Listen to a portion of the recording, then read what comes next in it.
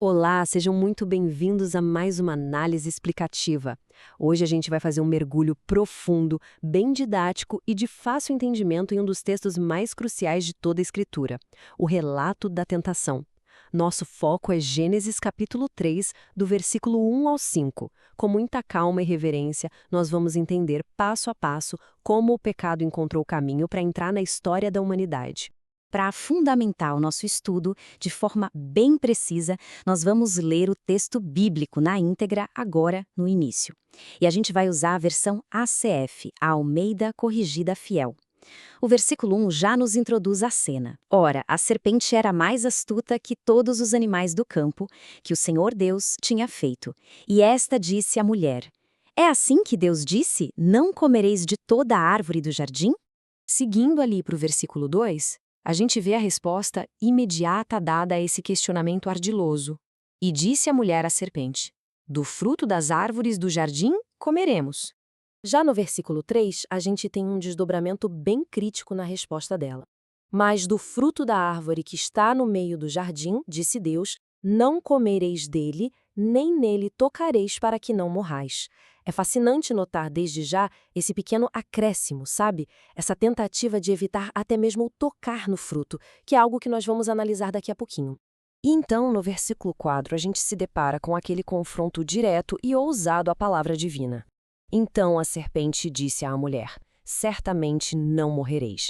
E para fechar essa introdução, o versículo 5 apresenta o grande chamariz da tentação. Porque Deus sabe que no dia em que dele comerdes, se abrirão os vossos olhos e sereis como Deus, sabendo o bem e o mal.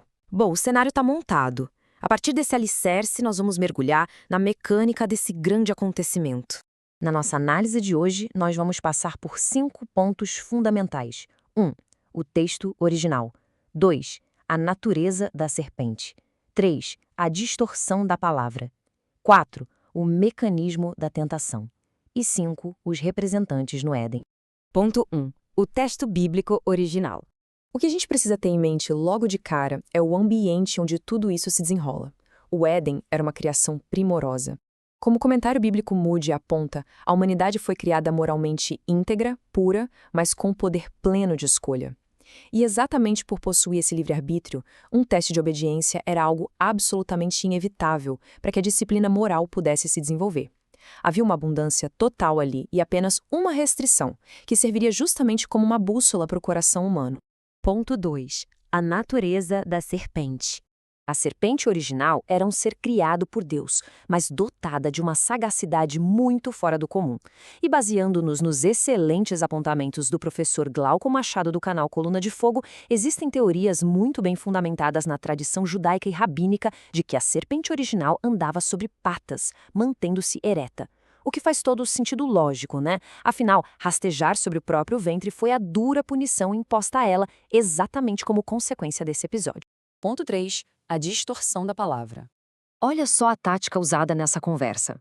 De um lado, a gente tem a generosidade da ordem original de Deus, focada na provisão de todas as árvores, com exceção de apenas uma. Do outro, a gente vê a semente da dúvida sendo plantada. A serpente manipula e distorce as palavras, insinuando com uma pergunta enviesada que Deus era restritivo, omitindo o privilégio de comer de todas as árvores. E repare como a mulher, ao tentar defender a ordem, cria um acréscimo desnecessário, dizendo que nem poderiam tocar na árvore. A palavra de Deus é certa e completa. Não tem necessidade nenhuma de adicionar fardos a ela para tentar evitar o erro. Ponto 4. O mecanismo da tentação. A progressão dos atos aqui é impressionante e super sistemática. Como nos ensina o professor Glauco Machado, existem 4 verbos em sequência que definem estruturalmente a queda. Primeiro, ela viu. A visão foi alterada pela conversa e o fruto se tornou atraente aos olhos e desejável para dar entendimento. Segundo, ela tomou a aproximação e a quebra daquela própria restrição de toque que ela tinha inventado. Terceiro, ela comeu, consumando o erro de fato. E quarto, ela deu, repartindo imediatamente o erro com o próximo. Então, o ponto crucial aqui é entender que a tentação é um processo profundamente estruturado. O adversário não age só através de impulsos totalmente irracionais de início. Ele elabora uma narrativa extremamente argumentativa, criando um cenário lógico na mente que faz com que a quebra da ordem divina pareça não só justificada, mas também muito vantajosa, ocultando com muita destreza a inevitável condenação que vem logo depois. Ponto 5. Representantes no Éden. Isso tudo levanta uma questão inevitável para todos nós.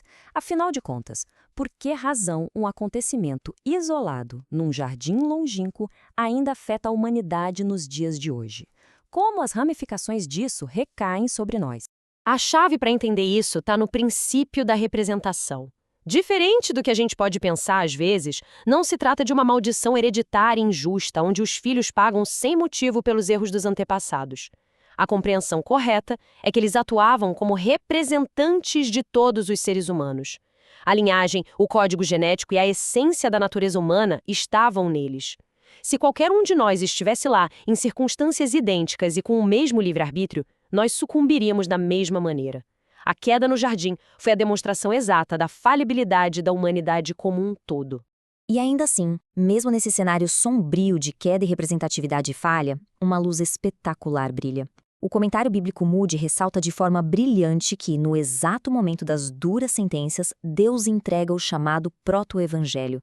Ele declara que a descendência da mulher esmagaria, seriria fatalmente, a cabeça da serpente. É uma promessa inquebrável, feita logo na alvorada do tempo, apontando para a vinda vitoriosa do Messias.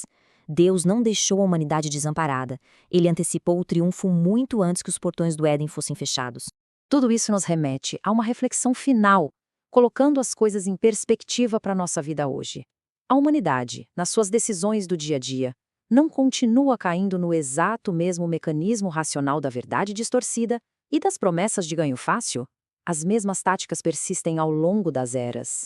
Que essa nossa análise explicativa nos mova a vigiar nossas atitudes e a valorizar a palavra íntegra, com a certeza absoluta de que a vitória já foi assegurada. Muito obrigado por acompanhar esse nosso estudo profundo nas Escrituras. Um forte abraço e até a próxima.